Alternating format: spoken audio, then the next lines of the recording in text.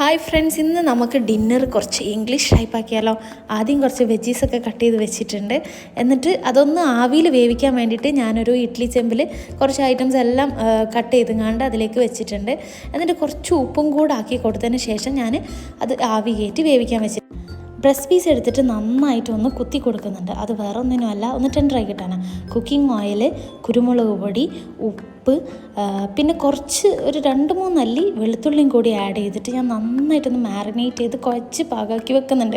പിന്നെ നമുക്ക് മെയിൻ മാരിനേഷന് വേണ്ടി സോയാ സോസ്, കെച്ചപ്പ്, അതേപോലെ കുറച്ച് ചില്ലി ഫ്ലേക്സ് നമ്മുടെ എരിവിനനുസരിച്ചാണ് കേട്ടോ. പിന്നെ കുറച്ച് മുളക് പൊടി കൂടി ഇട്ടാൽ കുറച്ചൊരു കളർ വ്യത്യാസം ഉണ്ടാവും. ഒറിഗാനോ, പിന്നെ ലെമൺ ജ്യൂസ്, നാരങ്ങനീരില്ലെന്നുണ്ടെങ്കിൽ വിനെഗർ ആയാലും മതി. എന്നിട്ട് നന്നായിട്ട് ഈ ചിക്കൻ ബ്രസ്റ്റിലേക്ക് തന്നെ നന്നായിട്ടൊന്ന് തേച്ച് പിടിപ്പിക്കാം. നന്നായിട്ട് തേച്ച് പിടിപ്പിച്ചാൽ കുറച്ച് ഉപ്പിൻ്റെ കുറവുണ്ടെങ്കിൽ കുറച്ച് ഉപ്പിട്ടോ. ഞാൻ കുറച്ച് ഉപ്പ് കൂടി ആഡ് ചെയ്തിട്ടുണ്ട്. എനിക്കൊരു ഇച്ചിരി ഉപ്പ് കുറവ് തോന്നി. അങ്ങനെ അതെല്ലാം റെസ്റ്റിന് വെച്ചതിന് ശേഷം നമ്മൾ വെജീസൊക്കെ അപ്പോൾ നന്നായിട്ട് വെന്ത് വന്നിട്ടുണ്ട്. അതിലേക്ക് കുറച്ച് കക്കിരിയും കൂടെ അരിഞ്ഞിട്ട് ഞാനങ്ങ് ആഡ് ചെയ്ത് വെച്ചിട്ടുണ്ട്. പിന്നെ നമ്മുടെ ബട്ടർ ഒന്ന് പാനിലേക്ക് ഇട്ടിട്ട് നമ്മൾ സ്റ്റീക്ക് ഒന്ന് വേവിച്ചെടുക്കണമല്ലോ. ബട്ടറാണ് യൂസ് ചെയ്തിട്ടുള്ളത്. ബട്ടർ തന്നെയാണ് സ്റ്റീക്കിന് യൂസ് ചെയ്യുക മെയിനായിട്ട്. എന്നിട്ട് നമുക്ക് എന്ത് ചെയ്യാം, നമ്മുടെ ഈ മാരിനേറ്റ് ചെയ്ത് വെച്ചിട്ടുള്ളത് നമ്മളെ ഇന്ത്യൻ മാരിനേഷനാണ് കേട്ടോ. ഇത്രയൊന്നും മാരിനേഷൻ എല്ലാവരും ചെയ്യുമെന്നറിയില്ല. എന്തായാലും നന്നായിട്ട് മാരിനേറ്റ് ചെയ്ത് വെച്ചിട്ടുള്ള നമ്മളെ സ്റ്റീക്ക് അതിലേക്ക് ഇട്ടിട്ട് മറിച്ചും തിരിച്ചും ഇങ്ങനെ നമുക്ക് വേവിച്ചെടുക്കാം. മൂടി വെക്കൊന്നും വേണ്ട, നല്ല മറിച്ചും തിരിച്ചും അങ്ങ് വേവിച്ച് വെച്ചാൽ തന്നെ നല്ലോണം ഇടിച്ചതായതുകൊണ്ട് തന്നെ നല്ല ഉള്ളിൽ നല്ല ടെൻഡറായിട്ടുണ്ട്, നല്ല അടിപൊളിയായിട്ട് വെന്ത് വന്നിട്ടുണ്ട്. എന്നിട്ട് അത് വെന്തതിന് ശേഷം നമുക്ക് മാറ്റി വെക്കാം. എന്നിട്ട് ആ ബട്ടറിൽ തന്നെ നമുക്ക് എന്ത് ചെയ്യാം, നമ്മുടെ വെജീസും കൂടെ ആ ബട്ടറിൽ തന്നെ ഇട്ടിട്ട് നന്നായിട്ടൊന്ന് വേവിച്ചെടുക്കാം. വെജിറ്റബിൾസ് വേവിക്കാനൊന്നുമില്ല, ജസ്റ്റ് ഒന്ന് ഇളക്കിയെടുക്കുക. ആ ഒരു ബട്ടറിൻ്റെ ഒരു ടേസ്റ്റും കൂടെ വരാൻ വേണ്ടിയിട്ട് മാത്രം. അതിലേക്ക് കുറച്ച് കുരുമുളക് പൊടി ഞാനിട്ടൊന്ന്, പിന്നെ കുറച്ച് ഒറിഗാനോയും കൂടി ഞാൻ അതിലേക്ക് ഇട്ടിട്ടുണ്ട്. ഓക്കെ, അത്രേ ഉള്ളൂ.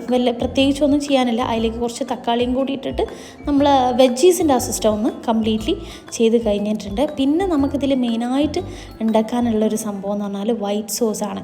എൻ്റെ വൈറ്റ് സോസ് അത്ര സക്സസ് ആയോ എന്നറിയില്ല, ഞാൻ എന്തായാലും കാണിച്ചുതരാം. എന്നിട്ട് ഈ വൈറ്റ് സോസിന് ആദ്യം നമ്മൾ ബട്ടർ ഇട്ടിട്ട് കുറച്ച് വെളുത്തുള്ളിയും കുറച്ച് നമ്മൾ സാധാരണ ഉള്ളിയും ചെറുതായിട്ടൊന്ന് അരിഞ്ഞിട്ടിട്ട്, വളരെ ചെറുതായിട്ട് തന്നെ അരിഞ്ഞിടാം. എന്നിട്ട് എന്ത് ചെയ്യുക, നന്നായിട്ടൊന്ന് വാട്ടിയെടുക്കാം. അതിലേക്ക് കോൺഫ്ലോറാണ് ഞാൻ ഇട്ടത്. പക്ഷേ നിങ്ങൾ അതിലേക്ക് നമ്മുടെ മൈദ ഇട്ടാൽ മതി, കുറച്ച് മൈദ ഇട്ടാൽ മതി. കോൺഫ്ലോർ ഇടുന്നത് കുറച്ച് ഫ്ലോപ്പാണെന്ന് എൻ്റെ ഈ ഇതിൽ എനിക്ക് മനസ്സിലായി. കാരണം അത് കുറച്ച് കട്ടിയിൽ നിൽക്കും.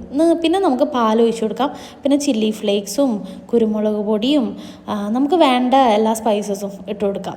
വൈറ്റ് സോസ് ആയതുകൊണ്ട് ഞാൻ ഇത്രയും ഇതേ ഇടുന്നുള്ളൂ. ഒറിഗാനോ എല്ലാം ഇട്ടിട്ടുണ്ട്. പിന്നെ കളറൊന്നും ഞാൻ ആഡ് ചെയ്തിട്ടില്ല. മുളക് പൊടിയൊക്കെ വേണമെങ്കിൽ ഇടാം നമുക്ക്. പിന്നെ കുറച്ച് ഉപ്പൊക്കെ ഇട്ട് നന്നായിട്ടൊന്ന് ഇളക്കി നമ്മുടെ സംഭവം റെഡി.